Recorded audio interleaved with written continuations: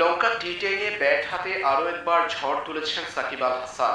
Batting করেছেন কেবল ১৯টা বল, আর ১৯ বলেই তিনি ব্যাট হাতে দেখিয়েছেন চমৎকার এক ঝোড়ো ইনিংস। অর্ধশত রান পূর্ণ করতে পারেননি সাকিব, তবে দলের দারুণ সংগ্রহে বড় ভূমিকা রেখেছেন বিশ্বসেরা অলরাউন্ডার। প্রতি ম্যাচেই ২০০ স্ট্রাইক রেটে ব্যাটিং করা সাকিব আজও গল মার্বেলসের হয়ে করেছেন ২২৬ স্ট্রাইক রেটে ব্যাটিং। ১৯ বলে খেলেছেন ৪৩ রানের ঝোড়ো ইনিংস। সাকিব আল হাসান অর্ধশত রান না করতে পারলেও তার ৪৩ রানের ইনিংসটি ১৯ বলে সাজানো ছিল ৩টা ছক্কা ও ৪টা চারের মারে। ৩ ছক্কা ৪ চারে ২২৬ স্ট্রাইক রেটে ১৯ বলে ৪৩ রানের অপরাজিত ঝোড়ো ইনিংস খেলেছেন সাকিব, যেখানে ছিল বেশ কয়েকটি দৃষ্টিনন্দন শট। ৩৬০ ডিগ্রি অ্যাঙ্গেলে ঘুরে ছক্কা হাঁকাতেও দেখা গেছে বিশ্বসেরা অলরাউন্ডারকে।